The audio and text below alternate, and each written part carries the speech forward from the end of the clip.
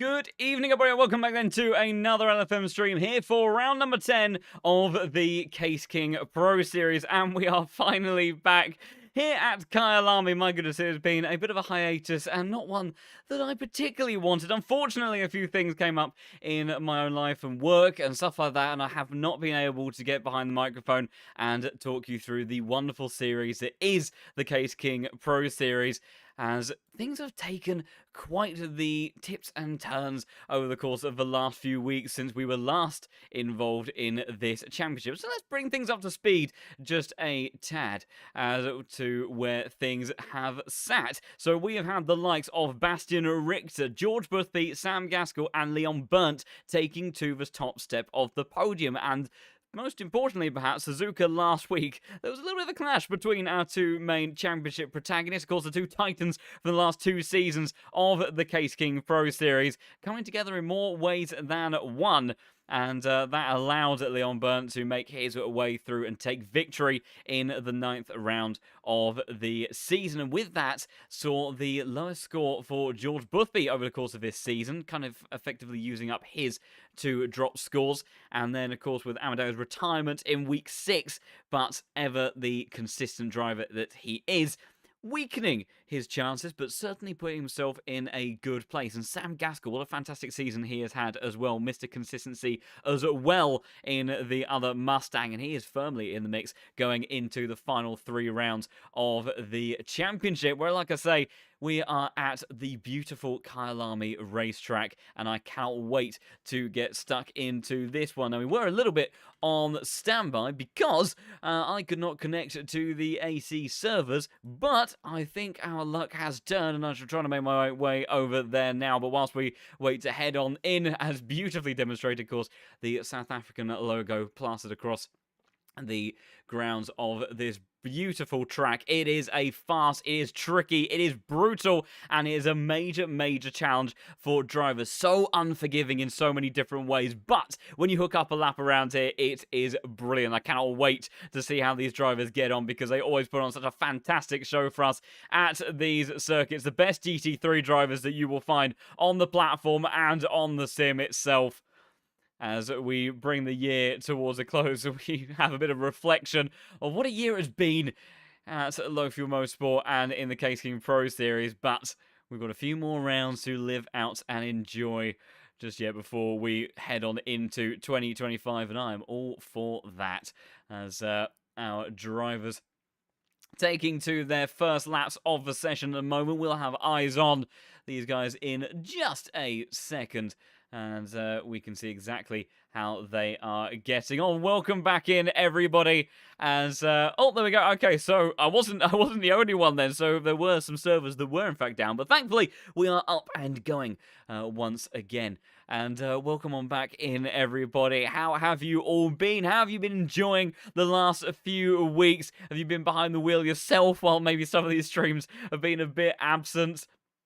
I would love to know. I'd also love to know, who is your money on for this championship fight? Of course, only 3 rounds left to go of the season, and certainly some, some favourites in the mix, but also some slight wild cards who have maybe got a bit less pressure, a bit less to lose. George Boothby and Amadeo Castorino, they're both going for their second Case King Pro Series title, a feat only previously achieved by Marco Bischoff and Luke Whitehead. So they're looking to become ever more decorated in what's already been 2 very successful careers so far for them over the course of this championship. Sam Gaskell, he has been making just improvement after improvement, rising up through the ranks, and has been stellar on that charge towards the pointy end of the grid, and now becoming a real threat to those at the very top, which is fantastic to see. And it's always great to see how the tides change from season to season, whether it be the cars, whether it be the drivers that elevate themselves from one week to the next.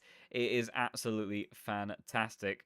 So we shall have a look and see how our drivers are getting on then for qualifying in the 10th round of the championship. And there we go. Familiar territory immediately for our 2 main rivals, Amadeo Castorino and George Boothby, currently topping the timing sheets, but Amadeo Castorino the only one to be into the 39s so far. But I imagine that will very likely change over the course of this session as all the drivers start to get a bit more dialed in behind their beautiful pieces of GT3 machinery. But the Nissan GTR, how fantastic has it been to see at the top end of the grid? Well, there we go, Sam Gaskell. I told you that he's certainly been putting himself at the pointy end of the field, and he does exactly that with an identical lap time to Amedeo Castorino, and not for the first time that we've seen that this season. The amount of times that we have had dead heats in qualifying or next to nothing margins. Case King Pro Series has always been a championship about the finest of margins and moments between drivers, but this season has been something special. Would have loved to have been able to cover more over the past weeks, but alas, unfortunately, has not played out. But we can still enjoy what is, I'm sure, going to be a wonderful evening of action here on the hillside of South Africa. Castorino currently up by a tenth, so is Sam Gaskell. And George Boothby finding 3/10 on this lap as well. In actual fact, big commitment from the Mustang up ahead through Tita Curve. We will go for an onboard in just a moment. Good end to the lap from George Boothby then. What can the winningest driver in Case King Pro Series do here? Is going to be good. It's a 7.22, but Castorino has found a chunk and a half across the line. It's into the mid-fives. Gaskell will look to respond. And then we will go for an onboard around this crazy, crazy track in just a moment. Take a tour of this wonderful hillside. And it's such a fun one to race on as well, because the nature of this circuit, especially turn 1, although it's technically turn 2, the first heavy braking zone around the lap, it certainly opens up some fun and interesting opportunities for drivers to be going side by side, and I'm sure that we will have a bit of that. Sam Gaskell is also having a bit of a nibble towards pole position. How impressive has he been in recent times? Got a bit of traffic perhaps on this lap, but a fantastic close to the last one, a 5.02, puts 2.5 tenths on the next nearest Mustang of George Boothby. It's half a tenth up on Castorino, who currently is the man on the move going purple. George Boothby finding a tenth up at the hairpin, looking to improve. So see some other familiar names. Jardier going well so far in his qualifying session. Almost into the 39, just 7 thousandths of a second away from that margin, but he'll be pretty happy and pleased to have that Aston Martin towards the pointy end of the field. Often a man that hasn't shown his best in qualifying. Castorino pushing the limits and going a bit over in the background. But Jardier, not always the strongest in qualifying, but can do some really special things in the race. George Boothby does improve, but he's not able to improve enough to go any quicker than his previous lap. But we will go on board with the winningest driver in Pro Series history. Third in the standings, in towards turn 2.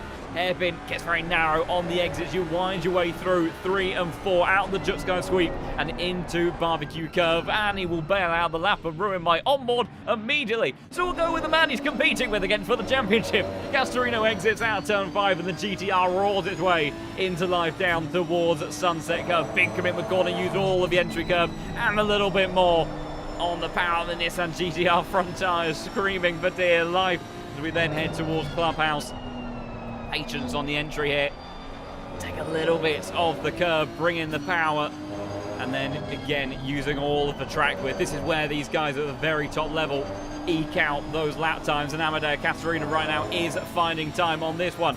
Out of the S's into the blind entry of turn 10, down the gears, get the car rotated on the power, try not to let the rear tyres get loose, and it's a brilliant exit from the number 4 car, currently a tenth of a second up. This would be into the 4s, flat out in quali trim through Mineshaft, flat out throughout most of the race as well, though can be a little bit dicey on the opening lap. Various lines you can take through in towards the Crocodiles. Take a big chunk of curb in some of these cars and get good rotation as a result. Trickiest corner and the most unforgiving. We saw Castorino get it all wrong through Tita Curve on the last lap. Nailed it through there this time. Out of turn 16 for the final time on the power. Lost a little bit of time through there. It might just be good enough to knock Sam Gaskell off top step, but it is by 12 thousandths of a second.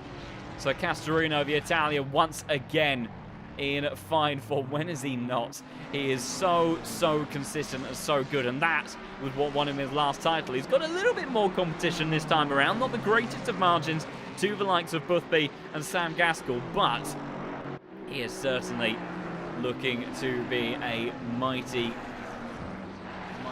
contest for that top step. And the interesting thing is, I don't know if we have Kylo in the chat for the evening, a wonderful statistician, but our two previous repeat winners, I believe, well, Marco Bischoff certainly did both of his championship winning campaigns in the Porsche, and I think Luke Whitehead may have done the same as well. So if we did have some new repeat winners, if George Boothby did end up taking the crown this season, it'd be 2 on the trot for the Ford Mustang. But if Castorino were to take the title, it would be the first time we've had a driver win 2 of these championships in 2 different cars. As of course his first title taken in the Aston Martin a few seasons ago has made his way over to the Nissan GTR. And with the fantastic community-created bot, of course, always a massive thanks to everyone that helps contribute to that. Allows us to have this wonderful racing where we can see our top 3 championship protagonists running in that order right now in qualifying and separated by less than a tenth of a second. And you can see the margins. Jardier, who has not been able to find an improvement from that initial benchmark, has gone from P6 to P13. So he'll be looking to try to find just a bit more time, move his way up. Got somebody finding some time moment. Marco Shan in the early stages of his lap. Positive as well in the Honda. Got a big improvement further down the order as well for Alexander Kraut. Currently on a high 41, so I think not necessarily representative of his pace, but the 296 now moving his way along. See what he can deliver in the final sector. It's a handy car through this last series of corners. Apart from if you clip that apex of Cheetah Curve, it will send itself absolutely flying worse than most. It's a corner, excuse me, that will upset any car on this grid. Maybe the Boatley and the likes of a Lexus can absorb it a bit more than others. The Mustang as well tends to do a pretty good job and fare with these shocks okay. But if you're in any of these cars that are very low to the ground, the McLarens, the Ferraris, it's not a happy place to be if you do clip that curve. Castorino has just embarked on another lap. Sam Gaskell as well wasn't able to find an improvement on the last tour of this 16-turn circuit, and 3.5 minutes left on the clock to see what the British driver can do. We know how spectacular he can be, and the jump off the line is going to be interesting here because it's a fairly long run towards the first braking zone. The GTR tends to have great acceleration, and he will perhaps be at an advantage on the run towards turn 2 for the first time, but we know how much of a beast the V8 underneath the bonnet of this Mustang can be. And I'm sure both Gaskell and Boothby, if they were to start in the positions they are right now, will certainly be looking to give a bit of a threat towards Castorino. Clearly it was elbows out last week at Suzuka between the Italian driver and the reigning champ.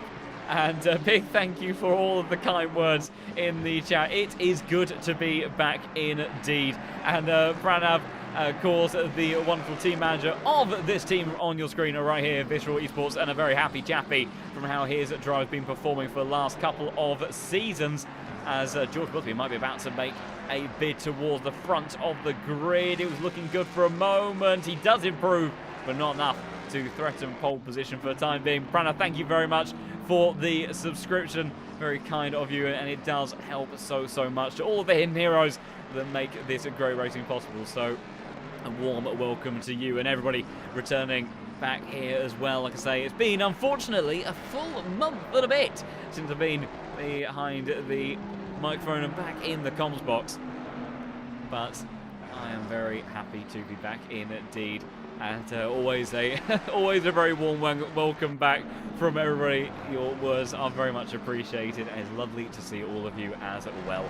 Can't wait to get stuck into this one. And now I have seen his presence in the chat once again. Kylo, of course, like I say, our resident statistician, very kindly adding all of his wonderful wisdom, passionate supporter of the Pro Series over seasons gone. And once again giving you his breakdown of all of the drivers that have had so much success at the point end of the grid.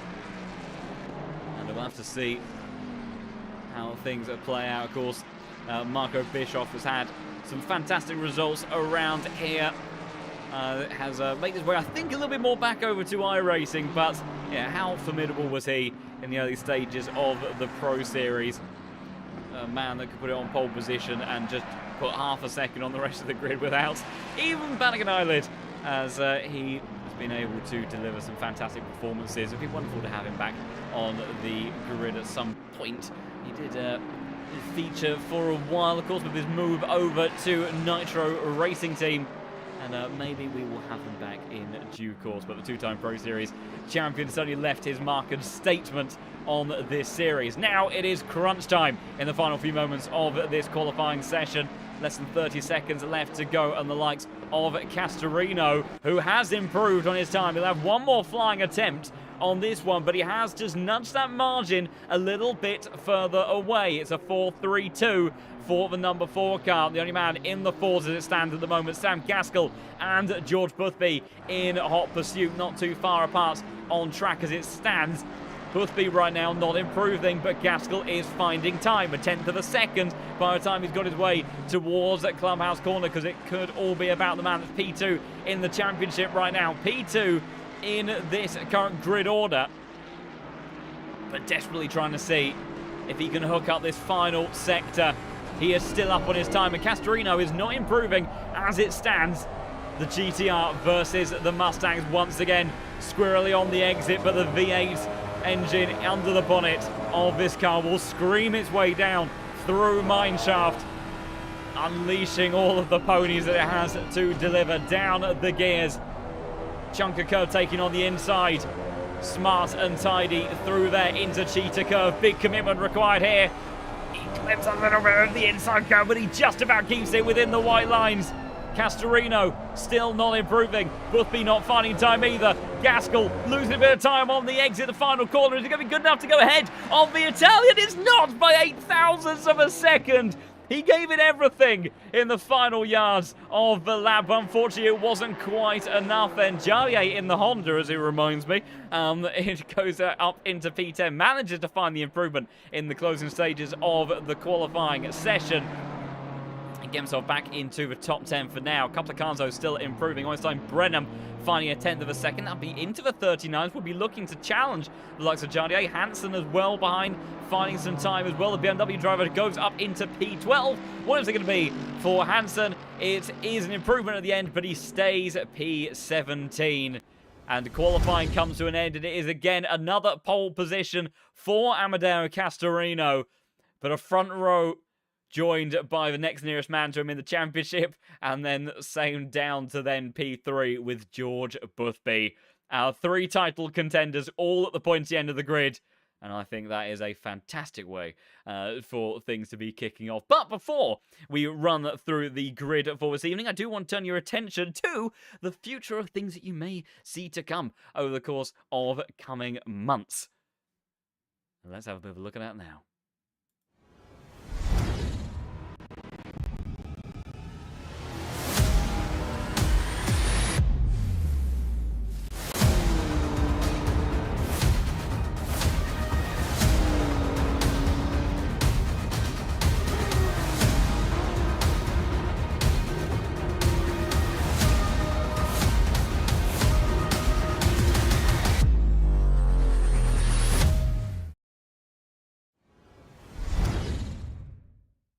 There you have it. There's your teaser for things to come in the year 2025. So keep your eyes peeled, because that is right. We are going to be back here bigger than ever. And I am very much looking forward to seeing how that championship plays out. So much to dive in and look forward to. Whilst we are closing out the world of the Case King Pro Series, the future is bright as ever at the world of LFM.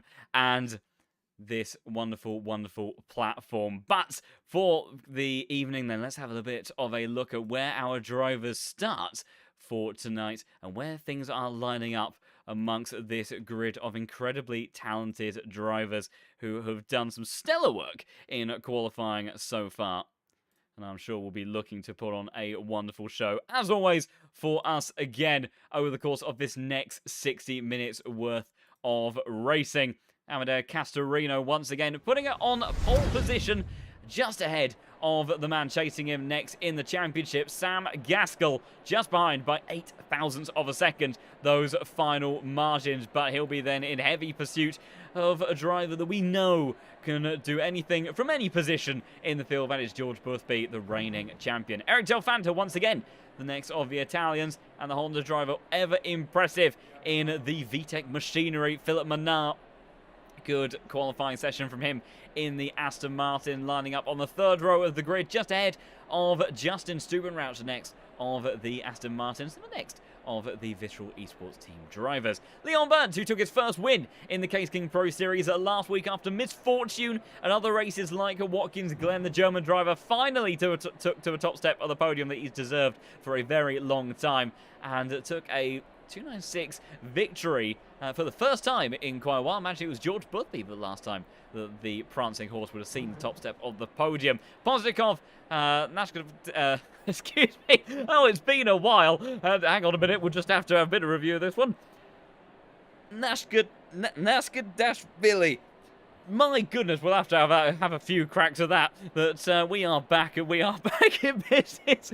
Charlie A closes out the top 10. Marco Schutter, Oystein Brenham, and Shay O'Sullivan see our way to the end of 13 positions. Valentin Barrier, the Frenchman, in the next of the Aston Martins. He'll be followed up by, of course, the beloved streamer in the most distinctive of liveries, Samir Foch, in the next of the Mustangs. Lucas Schneckenberger lines up next in P16 with Raphael Hansen starting in the Mercedes, sitting in the number 22 spot. Sasha Vassner lines up next in P18. Fantastic looking liveried car for him, with Vincent Proel lining up in P19 then in the next of these Ferrari. Sasha, something's got a rather, I think I'll have to have another look at that. I can't tell if it was a snowy Christmas-themed car on board that Boatley. Admittedly, I love a good reason to look at Boatleys in the field at any point in time, so I really didn't need much of an excuse, but I'm sure we'll make our way over to Sasha's car at some point. Kavica closes out the top 20 with Dom Healy and Zunobovic making up the 11th row of the grid. Sanal Tadic in the next of those Ferraris. He starts in 23rd position, with René Felder starting in 24th place. Lawrence Van Rossum starts in 25th position. And then our final three cars of the field is Michael Hansch in the number 26, starting P26. Arno Oplomov in the last of the Aston Martins, and last but certainly not least, Alexander Kraut in the Ferrari 296. And that makes up your grid for the evening as drivers make their way around for the formation lap. And absolutely exciting things on the horizon, of course, here in the world of low fuel motorsport, the International Esports Series. Excuse me, can we butcher that one? But it is going to be a mighty, mighty championship indeed. I cannot wait to see how things play out next year for that. Of course, as this world of sim racing continues to evolve and bring us so much joy, so much action, so much drama on the track, with some of the very best in the world going toe-to-toe. But our attention turns, of course, to the world of Kyalami, the Case King Pro Series, and three drivers, two with great rewards on the line of trying to go for a second title in this series and join what is a very exclusive club of talent.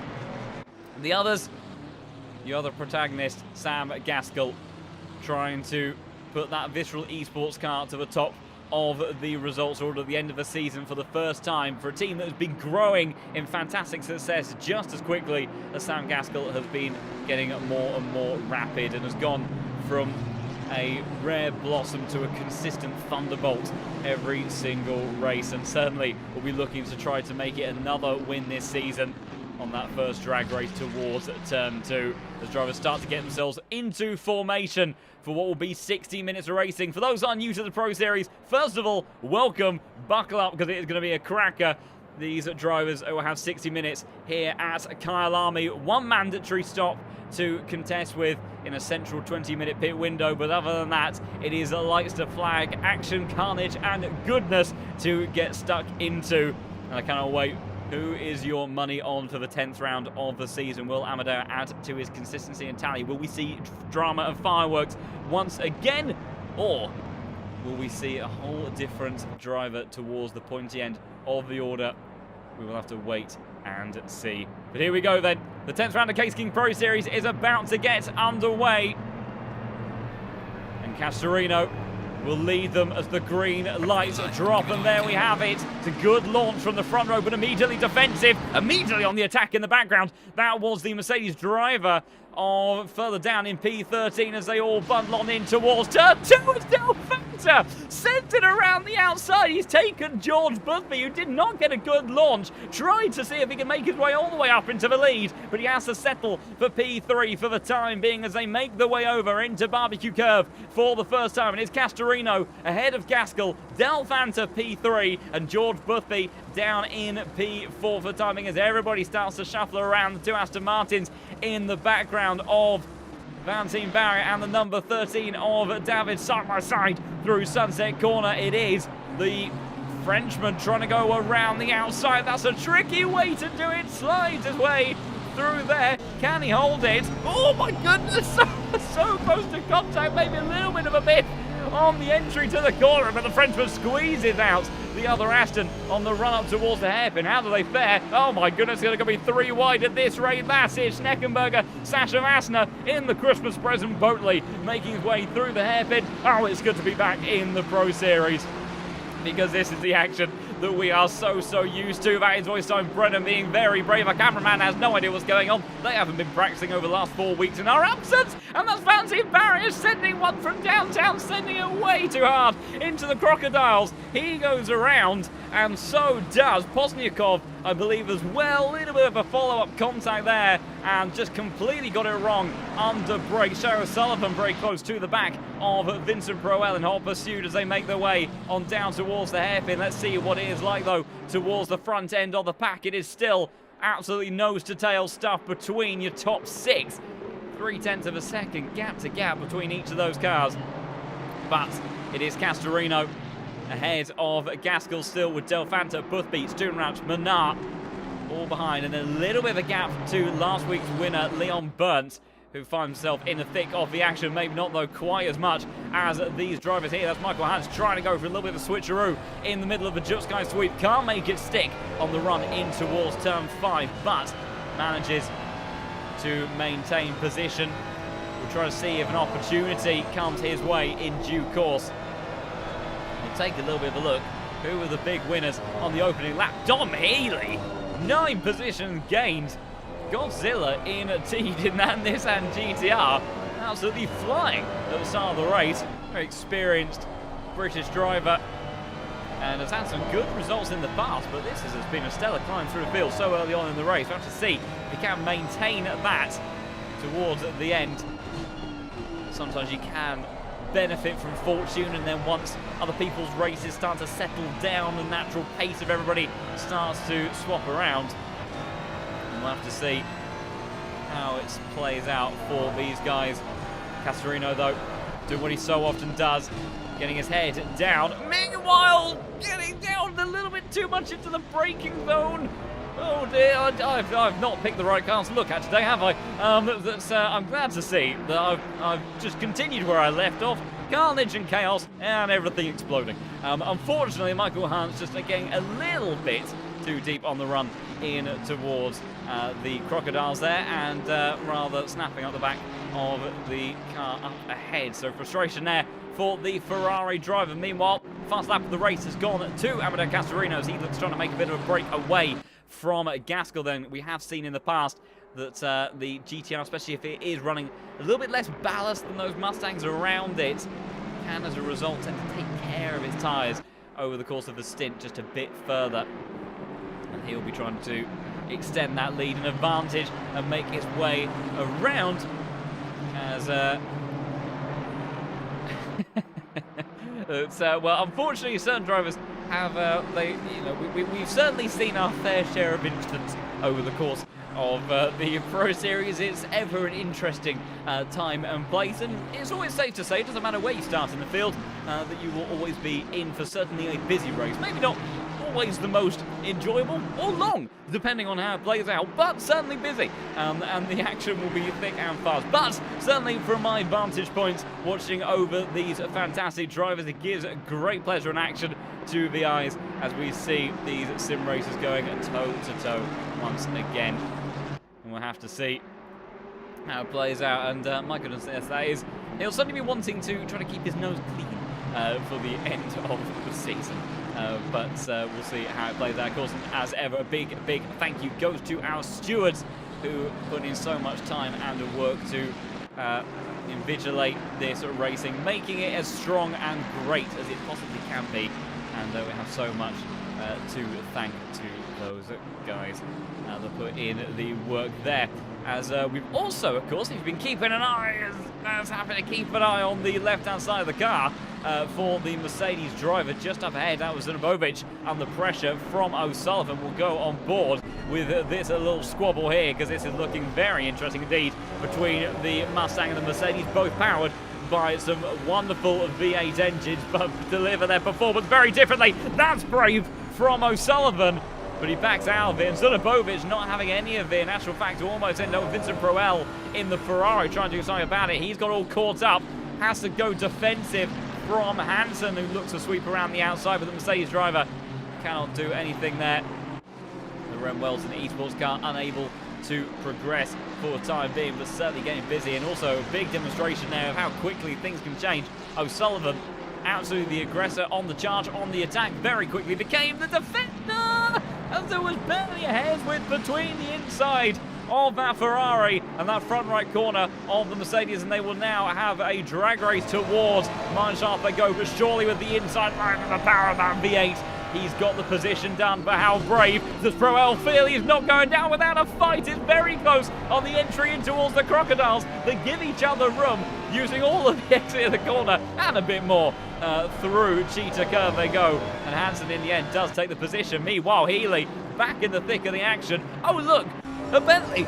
We'll have to go on board with that. No excuses. As the number 8 car in hot pursuit, as Healy trying to use all the straight line speed on board that GTR. Godzilla will go to the inside, the Bentley towards the outside. Marco Schada just trying to find his way through the middle. Going to be a 2-for-1. No space given for Vassner, as he'll be hoping in true fashion to the Christmas present he's dressed up as at the moment. That's not the present he would have wanted. That's a tank slapper from the Bentley. Samir Foss now gets stuck into the mix, flashes the lights there. Probably just a little bit of a well done to hold on to there. As meanwhile, Samir, the Latvian, trying to see if he can get out the inside of what is already a rather tail-happy car, clearly in the hands of the German driver. Thankfully, they managed to keep it all on the black stuff for now. Van Rossum, Posnikov, Tanic, all going toe-to-toe as well. With a wide moment for the Honda driver. Could be a sweep around the outside for the number 27, but gets a little bit of a slap across the nose and the face of the prancing horse, and in the end has to back out that one.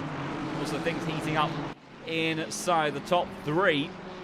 Last laps, Castorino still pulling away from the bunch. The only driver in the 39s last lap around. These two, Gaskell and Castorino, gapping the likes of Delfanta and Boothby, but it looks like Boothby has a bit more pace to give, and he'll be ruining that poor start and launch that allows a very, very aggressive Delfanta to get himself up into P3. What a fantastic move it was, and one that rather resonates with me in my past times of competing in the world of ACC and sim racing. As Sam Gaskell sets the fast lap of the race, reels in the Italian driver by a 10th of a second, so I have to keep an eye on that.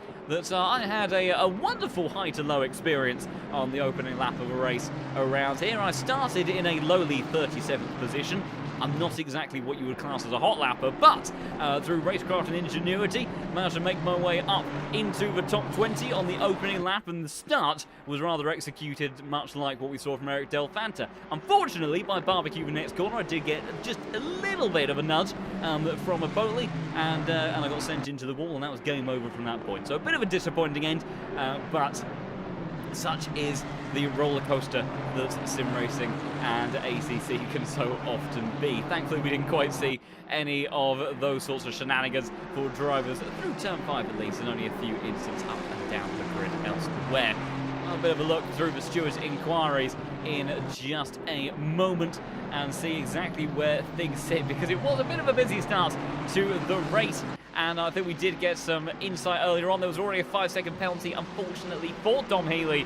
Perhaps some of his 9 positions gained in the opening part of the race were as a result of contact on lap 1. Not as much of a penalty, though, as what was given to the number 9 car of Valentin Barrier. 15 seconds for the penalty, the contact, that we saw down towards the Crocodiles. And apart from that, so no further actions, but a lot still under investigation. 10 minutes then into this race, and drivers have settled into a bit of a groove, and Sam Gaskell is really starting to find a bit of a rhythm here in the number 2 car. Takes out another 10th and a half over the GTR Castorino, and it's not often that we see Castorino under pressure. He's so good. And I'll tell you what, it's one of those things where we'll be watching and thinking that Gaskell hassling the back of that GTR might be making the grip of Castorino's wheel just a little bit tighter, make him sweat a little bit more. But then you speak to him after the race, and it sounds like he's been on a Sunday drive and was going to the shops. He absolutely soaks up the pressure like a sponge, and that is one of the main reasons why he's so consistent. He doesn't give in to those bits of pressure. He also understands the importance of a long game. You know, between P1 and P2, there's only a 40-point difference. Right now, he has a lead of a good few hundred points over the course of this championship so far. So he knows it's not absolutely vital that he stays P1. That said, he'll be looking to try to bank in some more solid points and give himself an easier time in the final 2 rounds of the championship. We'll keep an eye on that gap. We've got to turn our attention to this fight here as well, as we see Dom Healy sneaking his way on the inside. I can hear it bumbling away next to him. That is Schneckenberger, I believe. It's on the inside. There he is in the number 50 Mustang. You can just catch a glimpse of the GTR in that left side mirror. Trying to hang around the outside, but in comes Sasha Vassner to join the party in the background. Goes on the inside for a moment. Can't make his way up into the position or coming, because he launches one from downtown into wall 16 on the power side by side, cheering in the chat. For these two will go on board Samir Foch, who's now got a fantastic view, a fantastic exit, and a brilliant opportunity for maybe go for 1, even 2 positions. They move their way down, trying to break the toe. The GTR so quick in a straight line. Vassner, how brave under brakes is he? He's earned a little bit of room on the inside line, but he's now got Samir trying to go all the way around the outside through the Jusko sweep. They go very close stuff between the pair, and over and under. Kavika trying to get involved in that one as well, but in the end, they stay as they were. Fantastic racing between these two. But of course, Healy will drop with that 5-second penalty, but in the meantime, it gives us a fantastic opportunity to see some brilliant racing, as that is Shea O'Sullivan showing Zanobovic the outside line. Zanobovic not too happy about that. I'm sure he'll be giving back the same treatment. And it's side by side in the background as well between Hansen and Proel. 2x2, almost 3x2 in towards the next corner. I'm not even sure that made sense mathematically. I don't care. The action's brilliant on the exit though. Hansen trying to maintain the pressure. Has to go towards the inside line to defend from Proel, who go all the way around the outside. But he's going to be run out of road surely on the exit and can't do anything there. Meanwhile, back with this battle here. Vassner versus Healy. Vassner hanging around the outside of Mineshaft, down the inside in towards the Crocodiles. We've seen it go wrong for several cars already. Through here, goes very deep on the exit. Could come back the way of Samir Foch, who's now side by side with Healy, who's sent towards the outside line at Cheetah Cove, and there's nothing you can do from that point there unless you go on the attack and on the aggression into wall 16. He tries it, but he will not make anything further stick. So Sasha Vassner makes his way up 2 positions. Boothby within 3/10 of Delfantra up ahead, but still the closest fight we have on circuit is with Samir, seeing the menacing pursuit of Healy, trying to go towards the outside line now. It's covered off by Samir, and there's nothing further that he can do. thought we were going to have a bit of a look out the inside, then in towards turn 5. He stayed just a tad on the reserve side. Meanwhile, we'll go back towards the pointier end of the grid. Look at this. Sam Gaskell, within 0.3 of a second, another 10th taken out on the last lap. Gaskell is flying here at Kyalami, and if he has got any chances of taking the title, he really needs to put in a stellar performance. He's been so consistent over the course of the season, but Castorino has just been a bit better. We'll see, though, and make their way out of the hairpin. Down the hill they go. But Amadeo's car so quick in a straight line. We saw how much of a gap Healy was able to pull on the back straight. And it was a 10th of a second gained. Well, 10th of a second gained up the hill, 10th of a second gained down the hill from that GTR. So it is absolutely shifting, but it seems that maybe it's just struggling a bit again, just a little bit wide through turn 16. Now, if we go on board with Gaskell in the slipstream, 0.3 of a second is the gap, and it is not changing. I think that tells you everything you need to know about the power of that GTR. But what it also tells you is that this is absolutely game on between these two, because Castorino's got the power advantage. He's able to keep this Mustang behind, but any mistake, the Gaskell is absolutely right there with a car that seems to be currently poised better throughout these corners. Sunset is always such a good demonstration of that big commitment. Gaskell getting a little bit of dirty air, but you heard how early he was able to pick up the throttle, confident, using all of the track width and a little bit more. And just trying to see if there's any way through. Boothby now still bottlenecks behind Delphante, who's doing a great job of keeping the reigning champion behind. But how will it play into effect when we get to the strategic elements of the race? Looks like it's going to be a sunny one to the end here at Kyalami. Admittedly, when it does rain, it really does pour. We've had some fantastic races in the past. We had a wet race a few seasons ago, where well, for a long time ago, if people think back to the days of the Lexus being a dominant powerhouse in wet conditions. That's another slide for Castorino. Castorino is struggling here. It's not often we see that when he's under pressure, actually visible signs of how that pressure is manifesting. But that driving style is not right now suggesting to me that he is feeling brilliantly comfortable in that GTR. And Gaskell, we know how good he was over the course of one lap. He's now within 0.2 of a second. Does that give him enough of a slipstream? The answer is no. He needs to basically be just on the gearbox on the exit of the final turn from Castorino, or go for an absolute send in towards turn 2. But you'd have to imagine that lap by lap, if this is a tyre degradation issue for Castorino, but as each lap goes by, Gaskell gets stronger.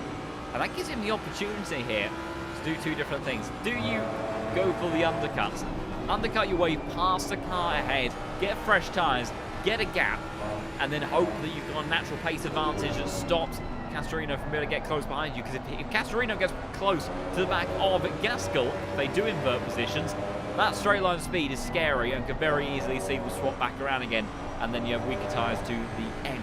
But if Gaskell goes for the overcut strategy, which he does have the opportunity to do, he's got a 2.5 second margin to Delphante, so he's got wiggle room to work with. He doesn't necessarily have to respond immediately to try to retain track position to anyone that does that behind.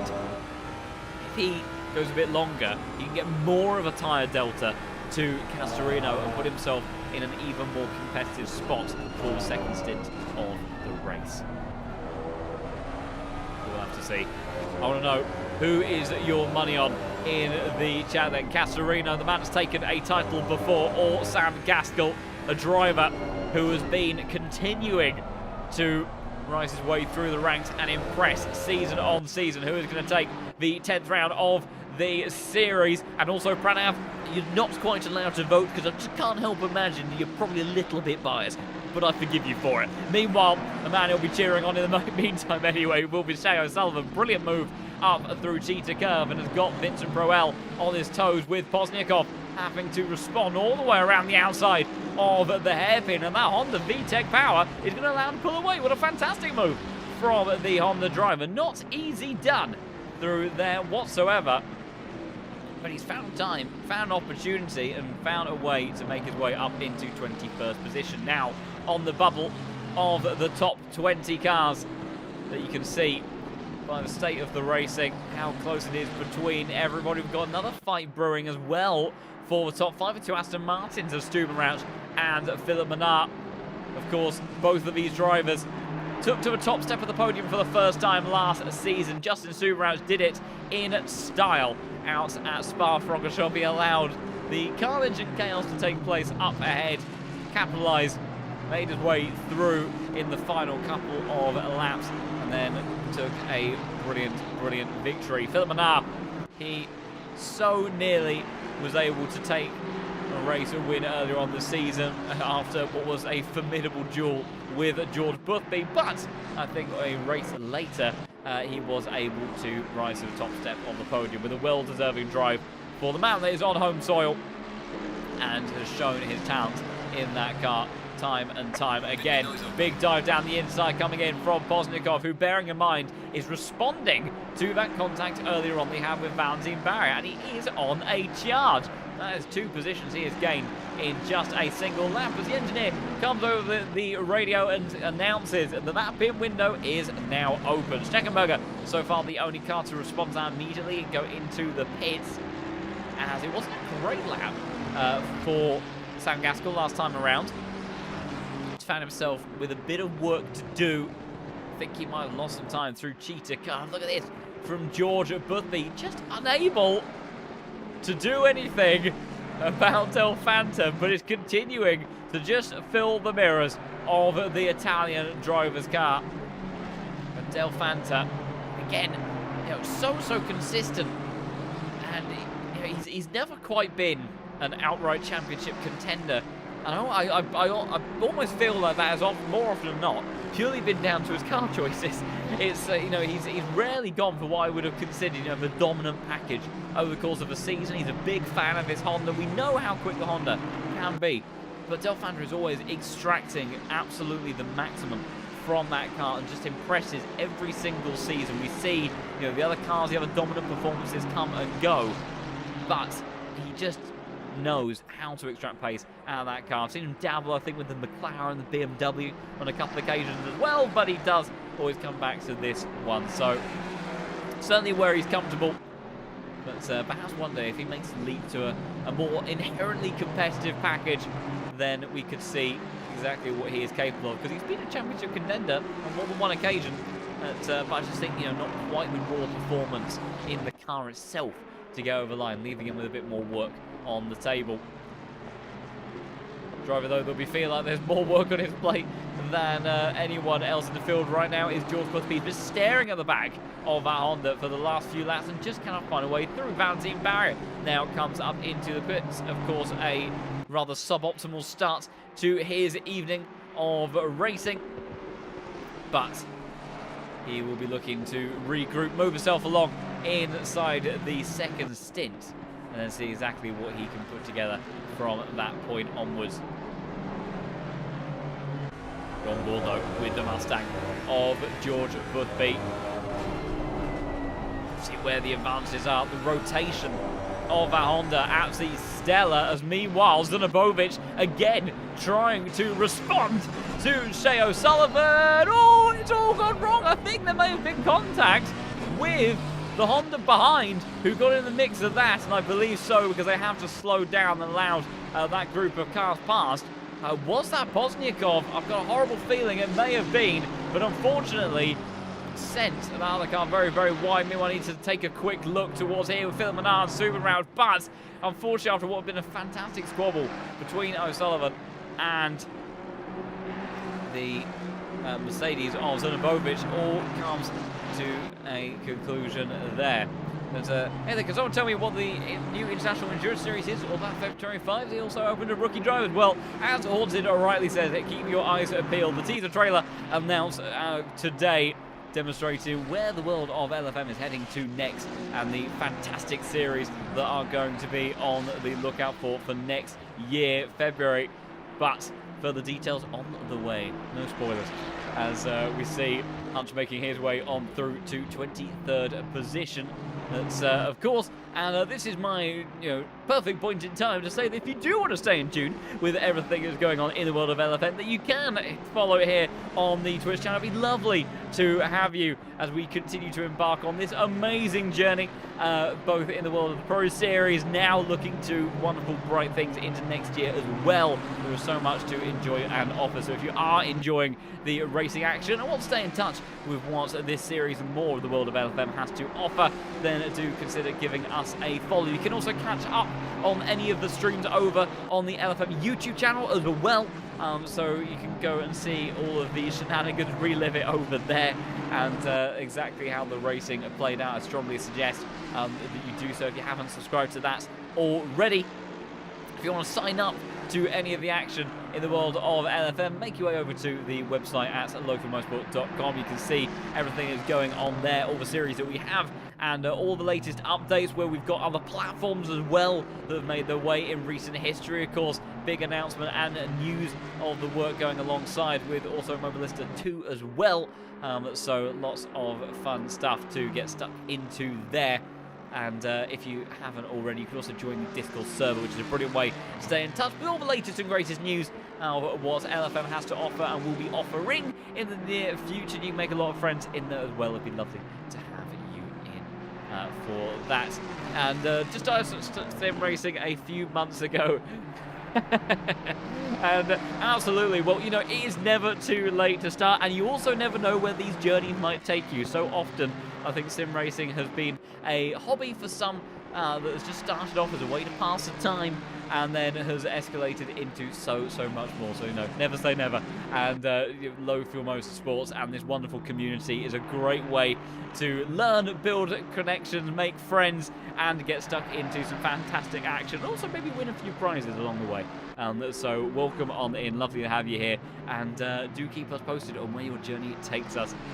It is always so fantastic and wonderful, the racing that we have in LFM, because of course, for those who are unfamiliar, the matchmaking system that we have across all of these series means that you are always in servers that are with drivers that are of a similar skill level to you. So it is divided up between skill level and a rating for how safe you are as a driver, to make sure that we don't have too much in the way of shenanigans. It happens. Mistakes can result in some rather cataclysmic incidents, but we have a very friendly, happy community that welcomes everyone in and has some wonderful racing as well.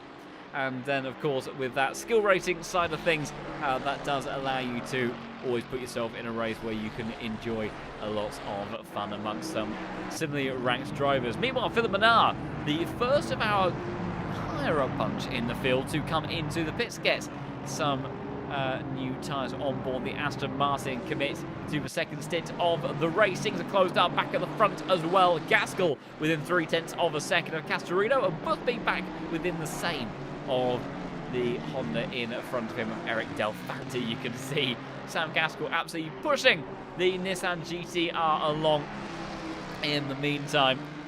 And yeah, unfortunately, admittedly, I mean, yeah, when it comes to track cuts and penalties that way, I must admit, I'm pretty terrible. I can keep myself clean on track. I can have some great fights, and I can have some great races. Can I keep it between the white lines for more than 5 minutes? Usually no. And that's why I am not participating in any of these top level races, because that's what these guys, the aliens of the sim racing community are able to do so well, to be on the limit so consistently and, very rarely make mistakes, go over. That is what truly separates the best of the best. So it is without a doubt a learning curve, and I would love to give you some helpful tips. Clearly, I still want to work on some things myself, so my advice is probably not the strongest, but, as with anything, build up to it slowly and, get the foundations of your driving under control first and then build up the speed. Do the right habits slower and then build the pace from there, rather than going full send on your opening sessions and then find yourself in a tree, and then the cameraman that can't find you for 5 minutes around these tracks, he'll get you eventually, and then point and laugh. So it's always a better way to find a way around the track that is safe and sound before going too quickly. And I don't know quite what's happened with Marco Schada on the last lap, but down towards the hairpin. he seems to have had a bit of shenanigans. We've got a few more cars that have come into pit lane.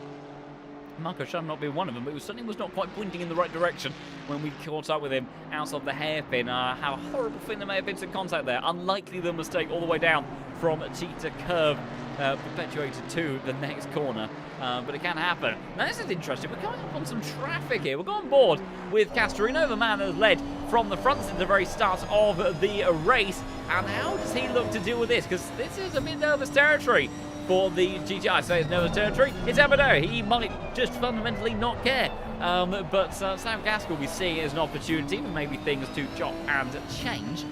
As we see what happens as crap for a moment. I could have sworn I heard some crap. Where did that car go?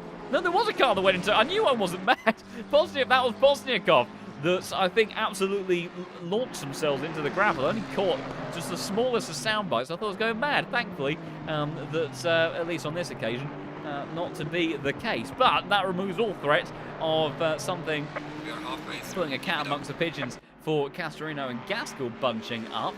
So we've got blue flags in the final sector, but none of these other guys have all gone beyond the halfway point of the race, so they're sticking with it for the time being. Not too interested in the undercut strategy. Maybe tyre warm-up not the strongest around here. That can play into effect. So a bit of a game of chicken between these guys, as there's actually a bit of a group that's all come on in. We've got Giardier, Brenham, Vassner, Sharda. We will look to try to see if we can get an onboard of one of these guys soon on the pit lane entry, because it is trickier than you think. The initial entry is fine, but then the hairpin, you know, it's an off-putting one because it's a tighter radius than the main corner itself.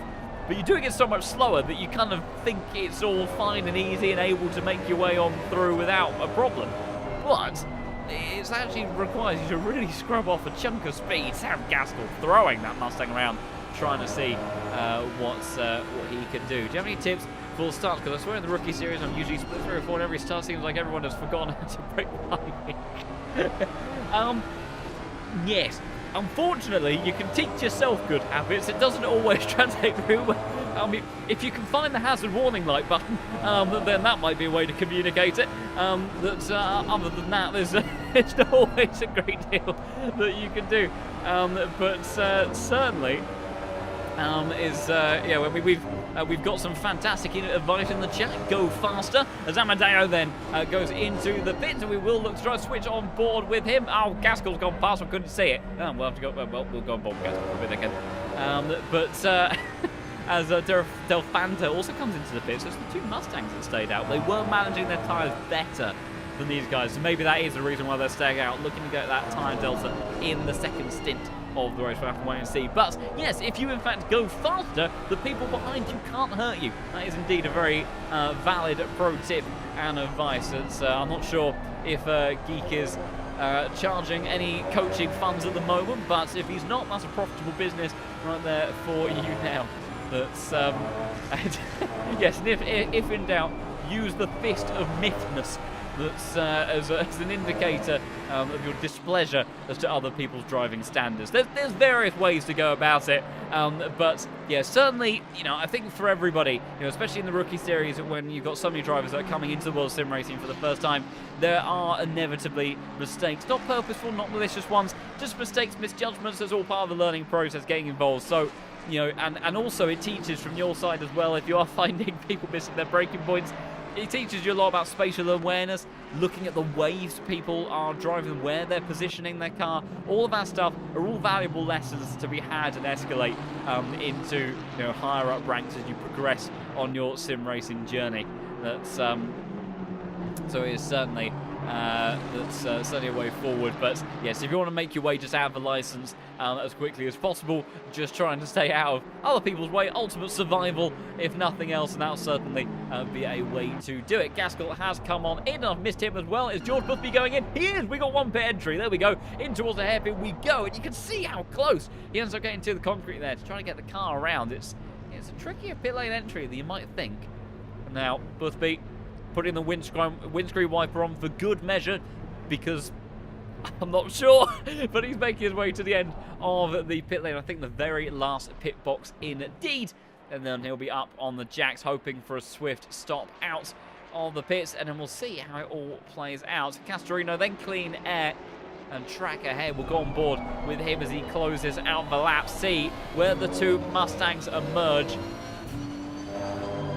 We'll see how it goes from there. Into the hairpin. The GTR goes out of the final corner, trying to get the power down. Will we see cars emerging out of pit lane? There is Sam Gaskell. It's a little bit closer than I think Castorino would have maybe liked, but it is still advantage GTR, but with a little bit of a tyre delta in favour of Sam Gaskell. Is it realistically that much of an offset? I'm not necessarily sure it is, but I'll tell you what's very interesting is that George Boothby might have somehow got the overcut done. He has on Eric Del Fanta. A brilliant in-lap from the reigning champion. Del Fanta not having a great time. The stops were both okay. They were within a tenth of a second. I mean, I say, you know, but I mean, the margins came down to absolutely nothing. Del Fanta lost a tenth overall in the stop across his time in the pit lane, but he also actually, you know, lost a valuable 0.3 of a second. You saw how close it was on the entry towards turn 2. Those tenths did make a difference. Meanwhile, Castorino, blinding entry into the pit lane. Very, very big commitment there. And that gained him 0.6 of a second. So most of the margin that he's actually gained over Gaskell all came from that pit entry. And it's one of those, you know, smaller aspects of racing that, you know, you spend so long practicing the rest of the track, it doesn't seem like that much of a valuable thing. But when you've got these fights,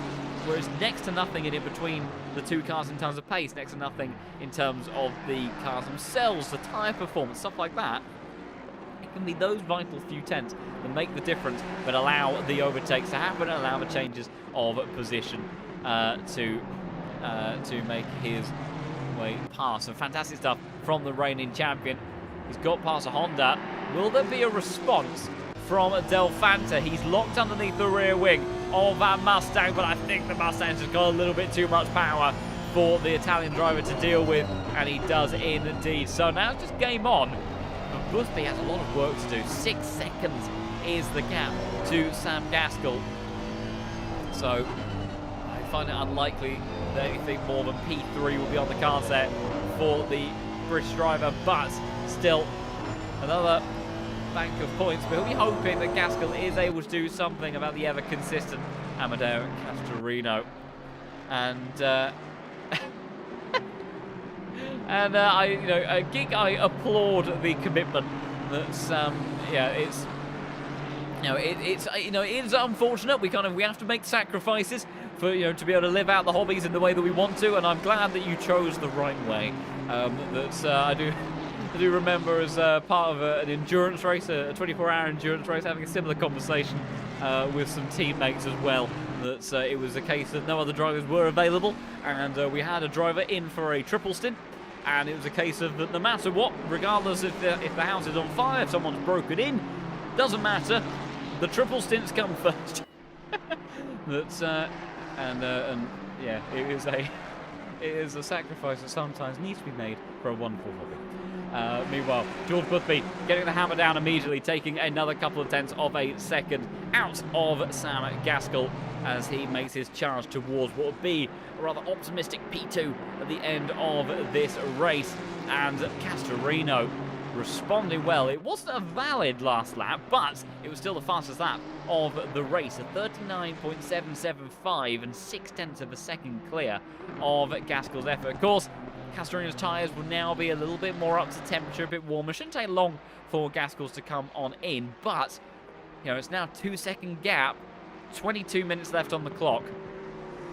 We're looking at the best, best about 12 laps remaining. Oh, that was a wiggle. That shows you how much Castorino is pushing. But if after 35 minutes of driving, Gaskell wasn't able to put this man under enough pressure, he was within 0.2 of a second at times, and he was not able to do anything about it. It's Absolutely. Well, and also another added benefit of the world of sim racing, that everything that's important to do with it, other than the equipment, is, it's in the virtual world. You don't need insurance on your GT3 car. It's fine. Just hit the pause button and restart. There's so many advantages. That's why more people should do it. It's a wonderful, wonderful hobby.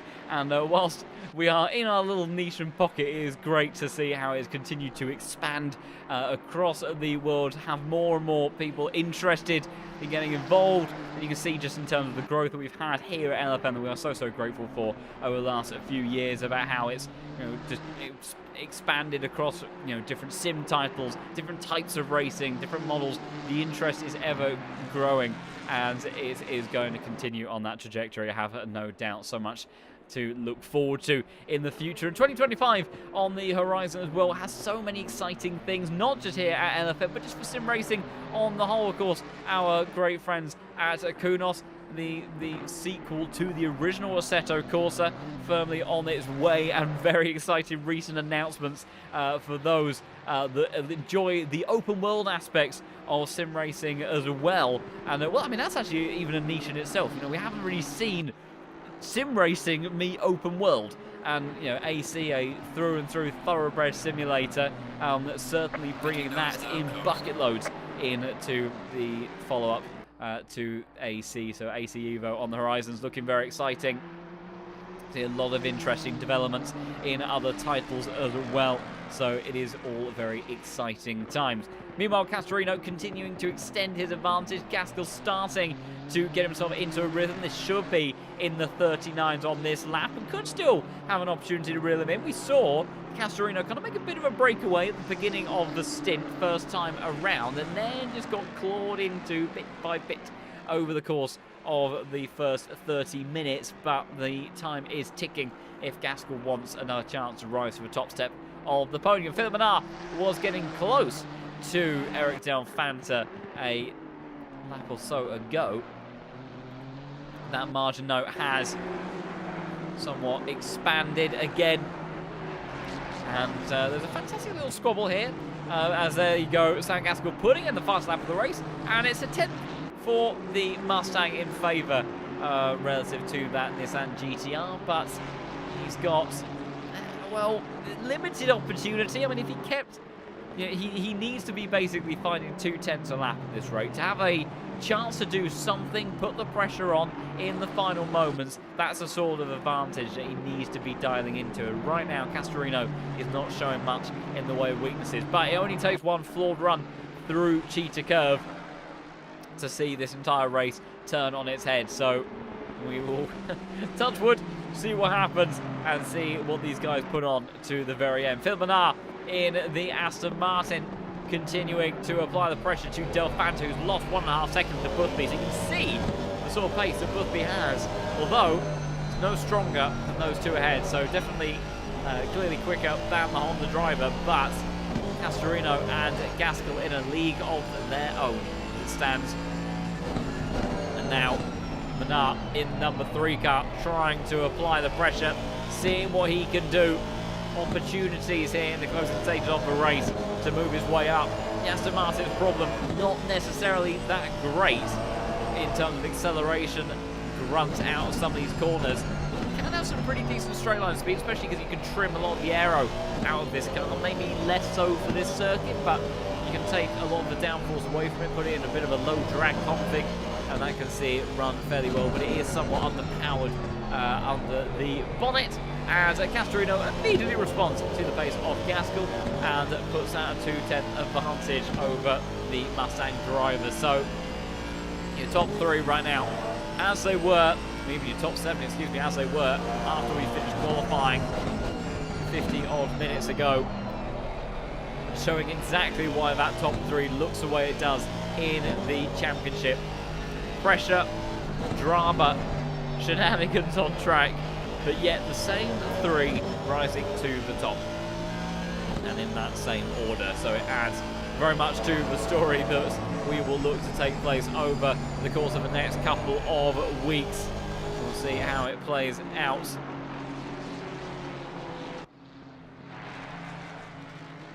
And it's interesting what I asked in the chat actually as well, that the Porsche's rather fallen out of love with a lot of the racing community. At the time, it was the dominant package to have. We did have a season of the Pro Series, which was nicknamed the Porsche Cup, because of the absolute fleet of those we had. Even one season, when we moved from the 991 to the 992, there was a whole mismatch of that transition where some drivers held onto the 991 for one more race with the Laguna Seca, and the 991 car, bop-wise, at that track was actually still stronger than the 992. So we had drivers who were so passionate about using the Porsche, they even managed to go across both models over the course of the same season.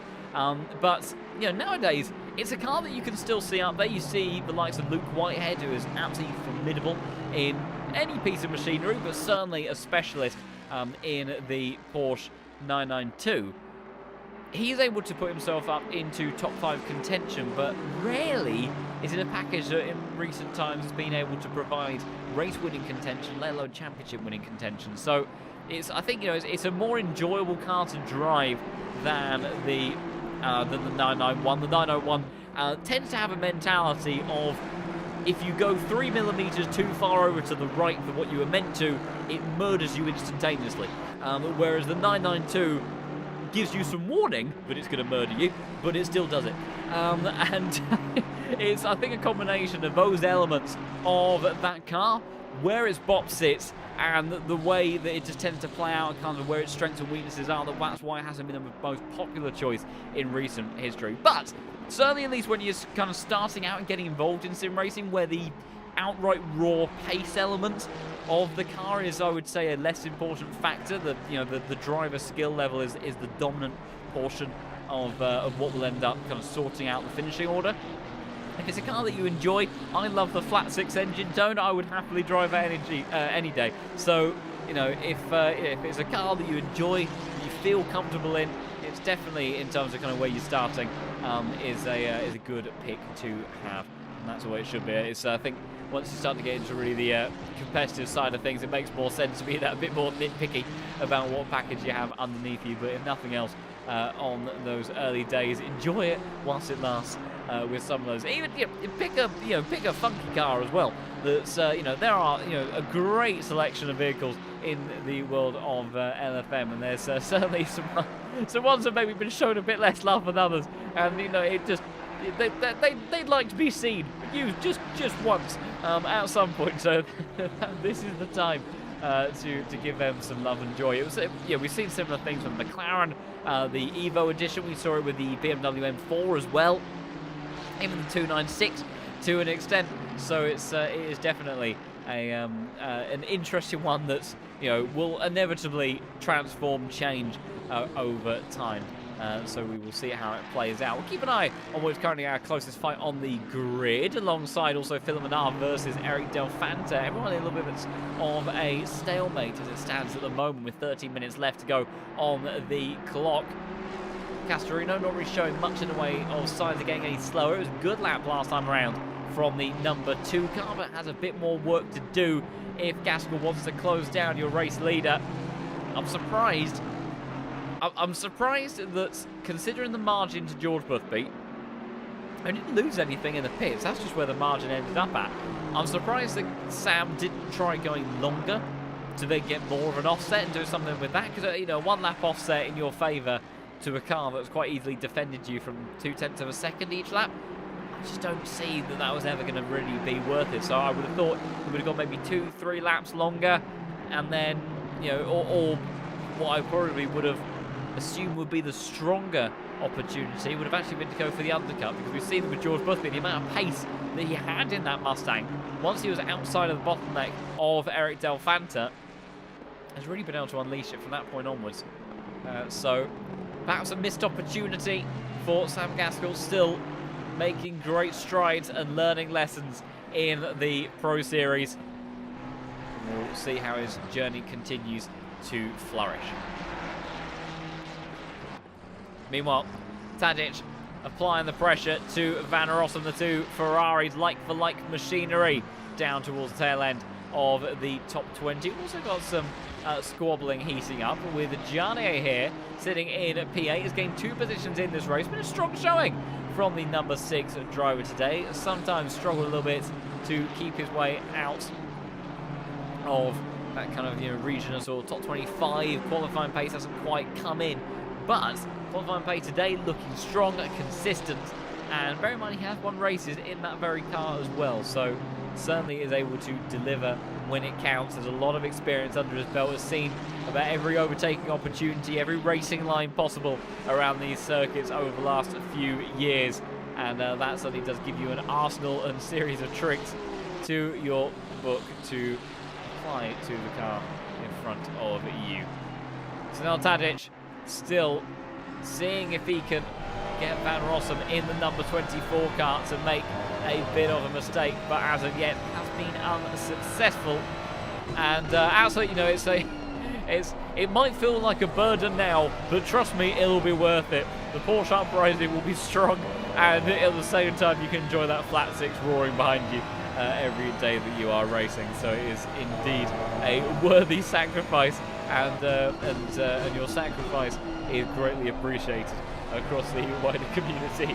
That we shall see how that car continues to evolve, of course, with the community-driven bop as well. That's also a big part that feeds into it. So we'll see how that goes. That's a Ferrari launching it down the inside. Was given more respect on the entry to that corner than I thought he might from the number 24 car, but now he's under all sorts of pressure. Shea Sullivan coming into the mix very, very shortly. Like for like machinery towards turn 2 they go. Which way does Van Rossum try? He's going to head down the inside line, sends it from far, far back.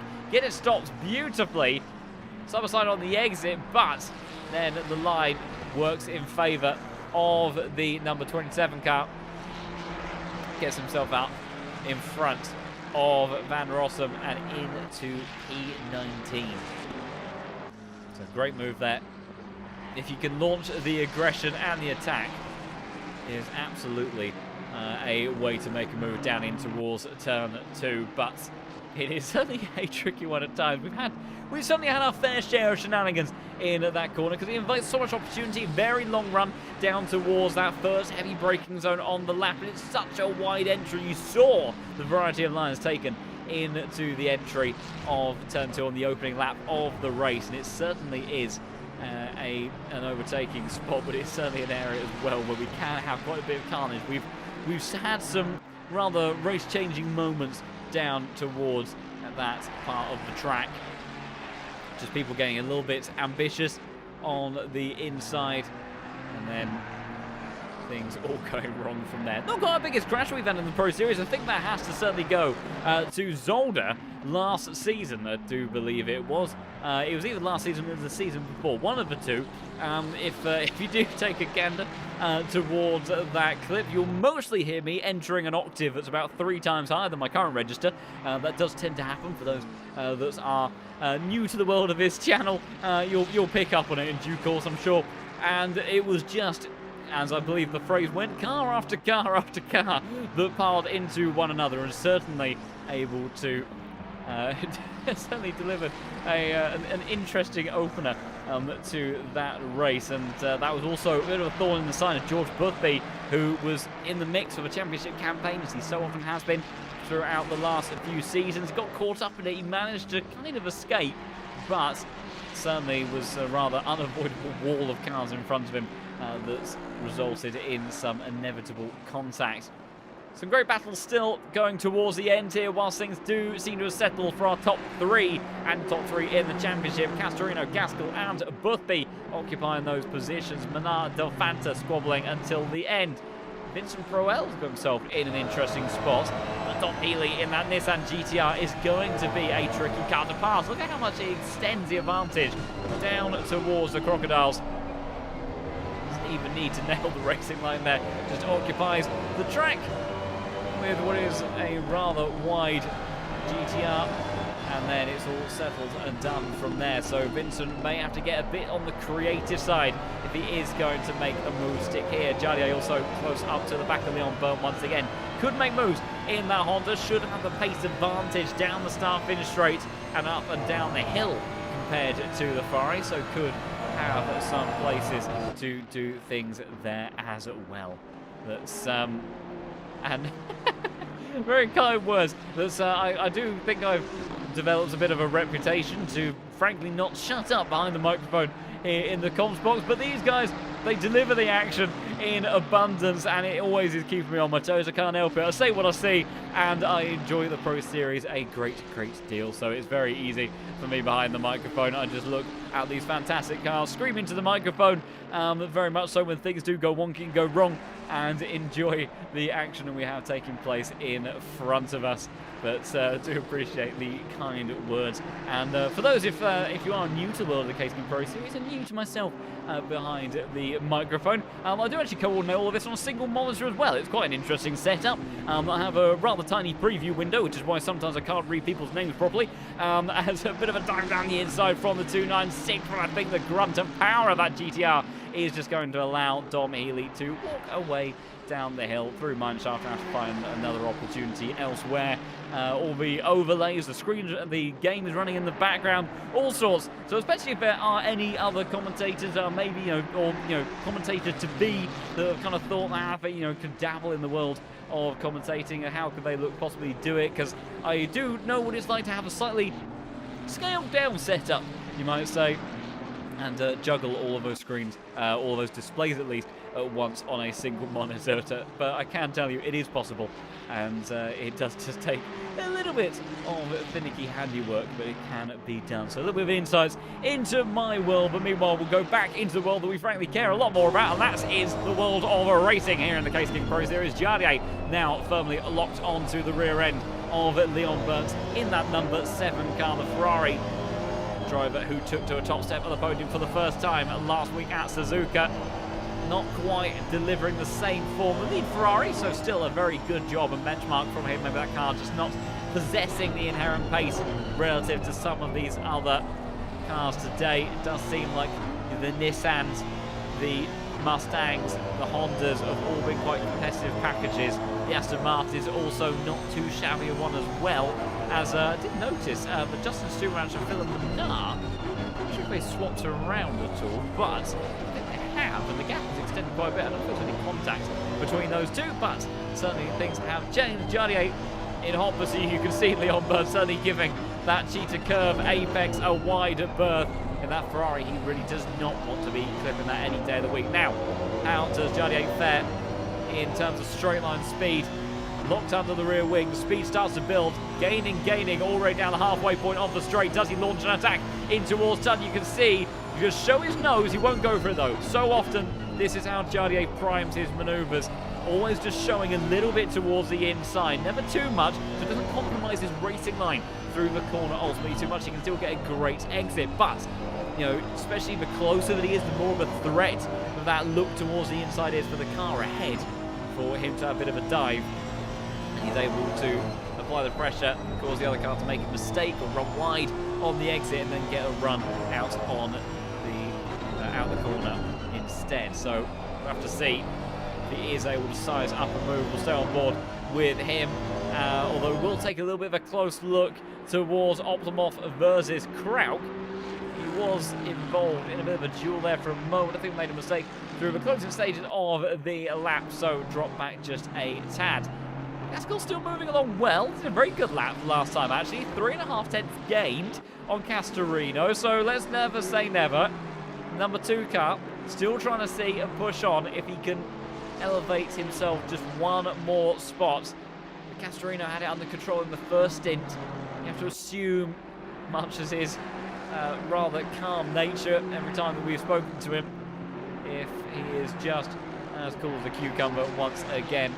Got a couple more laps to go in this race to get the job done and bring home what would be a rather crucial victory, or could be a very crucial victory in the Pro Series, and securing a second title for that man. Meanwhile, down towards the hairpin once again. Jardier continues to show the nose, but just not quite close enough to do anything about the Ferrari up ahead. And are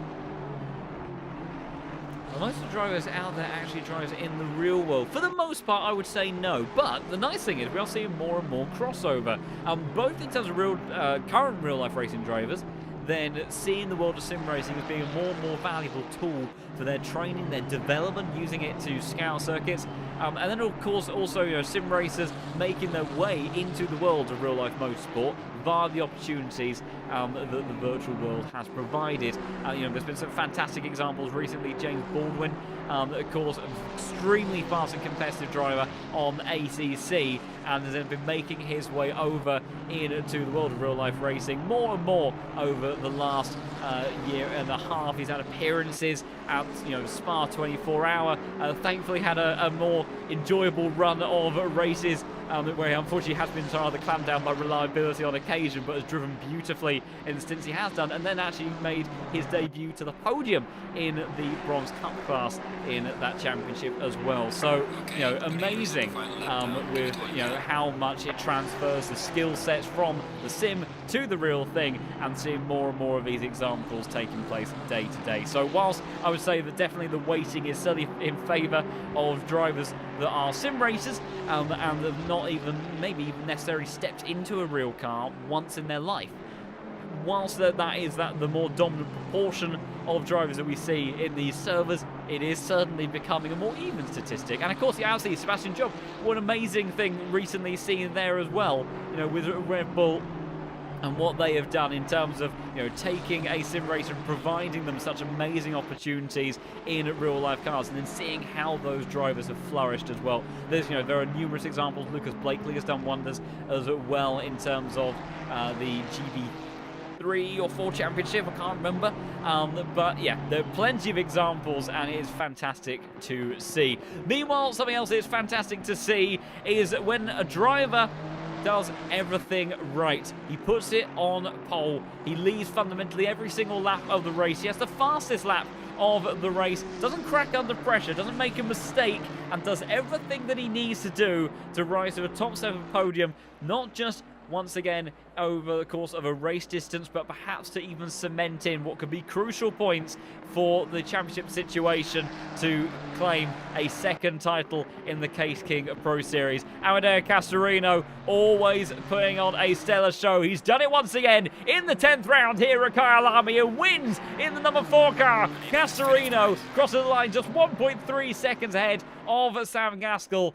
Great duel from them over the course of the race. George Boothby, after managing to make his way past Del Fanta with the overcut strategy, gets himself up into the podium places and tries to keep his championship hopes and campaign alive. Del Fanta, Manar and Stuart Crouch finished as they were. Jardier unable to do anything about Leon Burnt in the end. Final couple of duels taking place. Vincent Proel versus the GTR of Dom Healy, who of course had that mega start, served a penalty in the pit lane during a stop. We did have a few more penalties, but in the end, we'll recap on that as everyone crosses the line. But there you go, Vincent Proel not managing to quite make his way past at the end of that one, but a fantastic race to the end for these guys nonetheless. Other cars coming into the final sector, and very well deserved congratulations in the chat to these drivers. We did have a 10-second time penalty for the number 26 car. That was Michael Hunt for that issue towards the Crocodiles.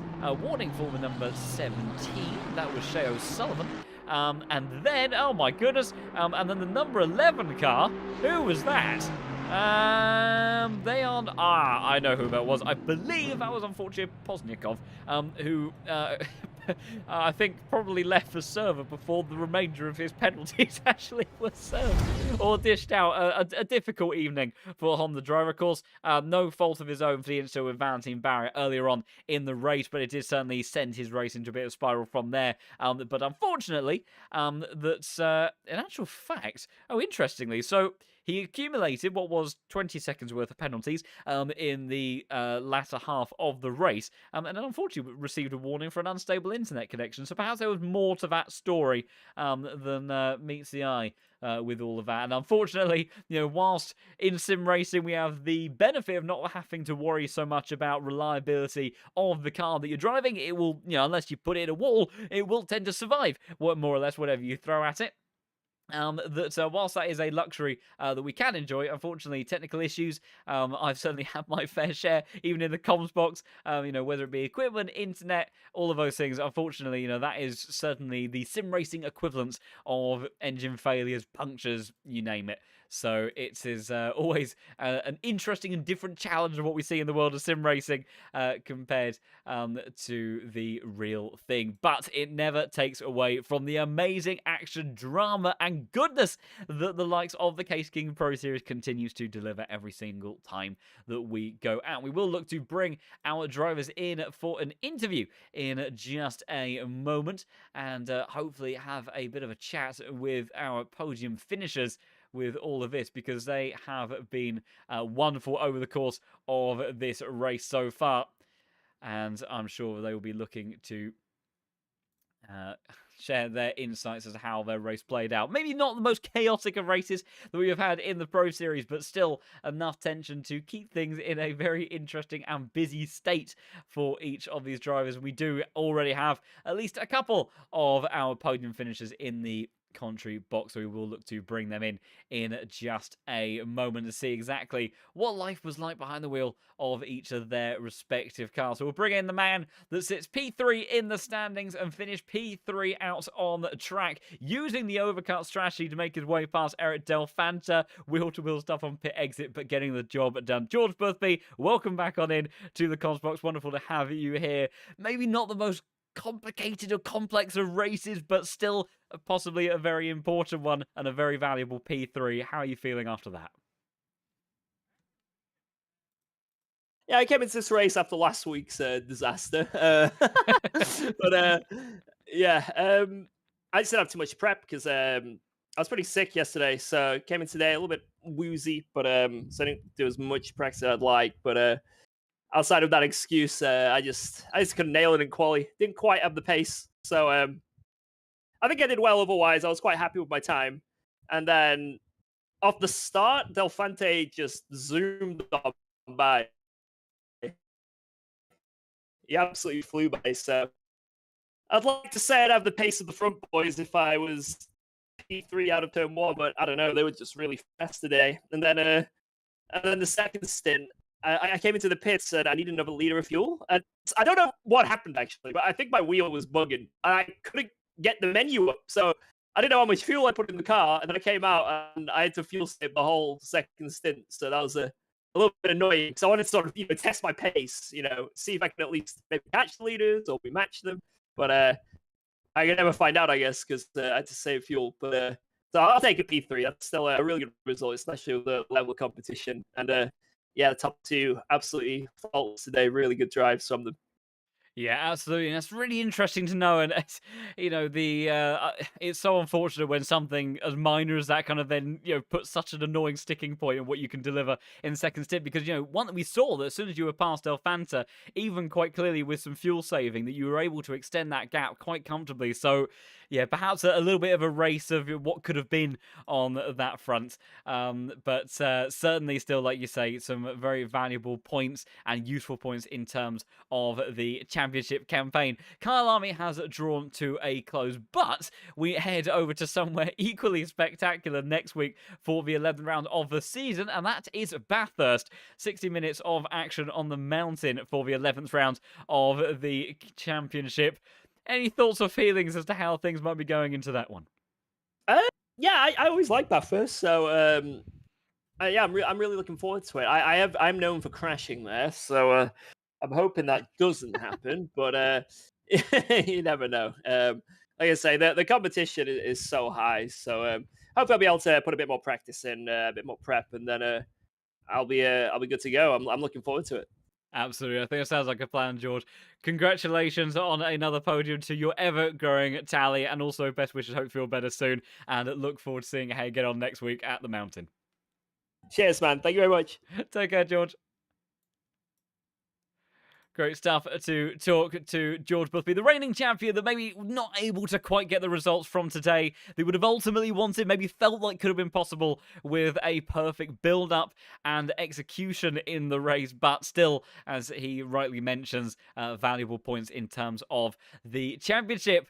Now, A driver that has continued to make his way up towards the pointy end of the field and impress week after week. Sam Gaskell making his way to P2 today, so close at times to being able to perhaps get a little bit more, but unfortunately that GTR just being a bit too quick versus the Mustang, but still a mega drive and well-deserved P2 finish. Sam, how are you feeling after that one, mate?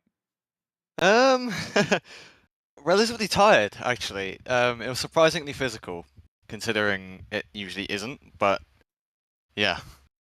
Is Good that move. just because of like the Kyalami as a circuit? Because it really is one that keeps you on your toes constantly, isn't it? I think it is. I mean, mentally it can be, but I think it might just be the Ford. I mean, maybe my four seat back settings are a bit odd, but yeah, just a bit weird because it never usually happens around this track. Is that yeah? Certainly, I mean the Pro Series. I think in more ways than one tends to throw some interesting shenanigans into the mix. You never quite predict what sort of race you're going to have, and certainly the physicality aspect of it. It's yeah, maybe not the most common occurrence over over these sort of 60-minute races, but definitely, especially when you're running higher torque settings, got a lot of long corners here, and we saw on board that Mustang that you were having to wrestle it through some of these corners at times. Was it do you think there was maybe something in the setup that could have been improved to give Amedeo a bit more of a run for his money, or were you content with where the balance and the pace of the car was ultimately? I don't think so, because I mean, for me, the setup felt absolutely dialed in, almost as dialed as Monza. But yeah, I don't know what it was. I just tried my best to keep behind Amedeo, and obviously the Nissan out the corners, just absolute monster. Obviously, it's then got the straight line speed because it's so light, so it's just a very hard car to pass. And then also with the tyre wear, I think from my aspect, I think from my side of the race, that has to be the best tyre saving I've ever done. I think Silverstone earlier this season was up there, but this race was nuts for me. I didn't think I'd be able to manage it. Yeah, you could really see over the course of the first stint, whilst Amedeo was able to kind of make a bit of a breakaway in the opening laps, and then, bit by bit, he started to claw that gap away. I mean, it was, nail-bitingly close at times, sitting there 0.2 of a second on the exit, the final corner, and then just seeing Godzilla move away into the distance. Yep. Yeah, that Nissan GTR is certainly something special on the straights. Even Mustang Power not quite able to keep up with that one. But like you say, still so many aspects we're very happy with, proud of from that race, and some great points to add to your tally for what has been an immensely strong campaign for you, and a continued journey of how you've gone from strength to strength over the last few seasons. So a brilliant trajectory that you're on and continue to be on. Heading into next week for Bathurst, the 11th round of the season. If Kyalami was a physical challenge, I can't help but think that maybe Bathurst could be probably another physical one, and certainly a mental one as well, because once you do get that break down the Conrod Straight, it's fair to say over the mountain there's not too many sequences that are sort of much more brutal on the mind for concentration than that place there. Where does that sort of sit as a circuit for you? Do you think it's going to be one where yourself and the car can flourish, or is it going to be a case of just trying to maximise what you can get from it? I mean, in the past, I've had some decent results there. It's not usually it's not really a track I've grinded as much as Kyalami, Silverstone, and Imola, those sort of tracks. But I think hopefully I can carry on with the performance and bring it into Bathurst, because obviously it's getting so close in the championship now with me and George. I think Amadeus just run away, so it's just damage limitation and just consistent points. So we'll see how it goes. I think it's a night race as well, so that'll be interesting for sure. Certainly always adds something into the mix. It is indeed. So yeah, we have an 11 o'clock in-game start time in the evening. So it'll be certainly an interesting one. But I'll tell you what, the camera shots around there will be stunning with Bathurst in the night. But yeah, absolutely, so much to be interested in, looking forward to with that fight to come over the course of the mountain. But certainly to close out tonight with a smile on your face from still what was a great performance. I know that you would have wanted just a little bit more around here at Kyalami, but a fantastic race nonetheless. So Sam, thank you for joining us for an interview. Thank you very much. Congrats on another podium to your brilliant campaign so far this season, and best of luck next week at Bathurst. Thank you very much. I'll see you hopefully next week. So good night. Take care, Sam. Take care. Great stuff to talk to Max finished P2 in this race, but as ever, the unflappable Italian that is Amedeo Castorino in the GTR once again, masterful in qualifying, maybe by a smaller margin than he would have liked, but got it done, got pole position, led from the start, had it all under control, and never looked back. Another race win, and perhaps a rather the nail in the coffin, perhaps, for other championship hopes of those chasing you, Amedeo, for what would be your second title in the Pro Series. So a fantastic and possibly very valuable evening for you. You must be delighted to go away with another victory here at Kyalami. Yeah, thank you. First of all, nice to hear you again, mate. And Thank you. yeah, was quite close the quali. I was expecting something like that. Like I know my pace was strong, but like my setup was very aggressive, so wasn't that easy to close the lap. So I wasn't that confident on that. But at the end, I closed a very good lap, especially sector 3 was pretty nailed for me. And I was also like a bit confident that on the start, even without the pole position, maybe I had a good chance to overtake a Ford on the start because the Nissan is very good and the Ford is one of the worst on the line. So yeah, after that, like I tried to break the slipstream on Sam, but I was quite doing it because he was in one lap like 6 tenths behind me, but I wasn't never able to do that. And on tire wear he was better than me, so like after half stint he was more closer to me. But luckily I never made a big mistake, so never give to him the chance to an overtake. And then like also in the pit, like I was quite aggressive on pit entry and pit exit because I know that was a crucial moment of the race, like we will head after the pit. And luckily I gained a bit also, like I was 1 second ahead after the pit, and on new tires I think I was faster than him. In fact, I opened the gap to 2 seconds, and I was pushing all the time anyway because I know that on used tire it was better. So like I never relaxed myself in that race. So it was quite fun also because I was pushing for 1 hour straight, and like it's a good track for doing race pace. Quite a good flow here.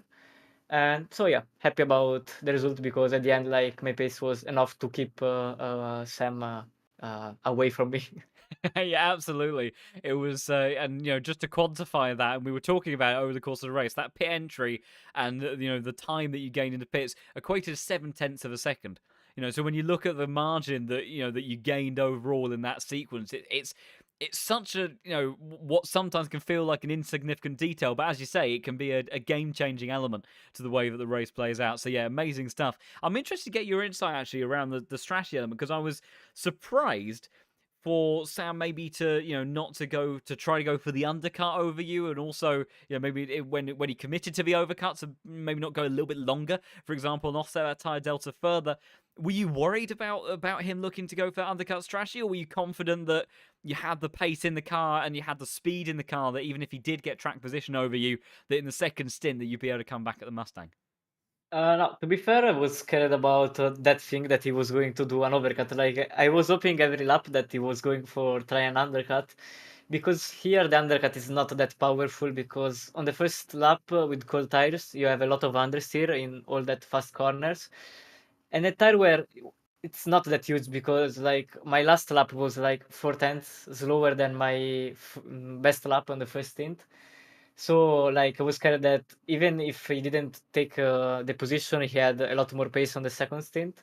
So that's why I also pushed a lot on the pit entry, and it's why also like he come 1 second behind me like after the pit, but in the first two laps again had another second because the first laps are pretty bad on tire temps because we have all the tires. But luckily I managed to do a clean lap on my out lap, so I didn't lost everything, and I think I gained on just pit entry and pit exit because it was quite good. Absolutely, yeah. It was such a well-constructed race from your side, and every minor detail all adding up to what, in the end, was a brilliant advantage over Sam and his, very, very admirable pursuit. But between yourself and that Nissan GTR, you rose to a top step of the podium once again in fantastic and fine fashion. Just 2 races left to go in this championship, and next week heading to Bathurst for a contest at the mountain once again. And certainly a rather busy and tricky one around there.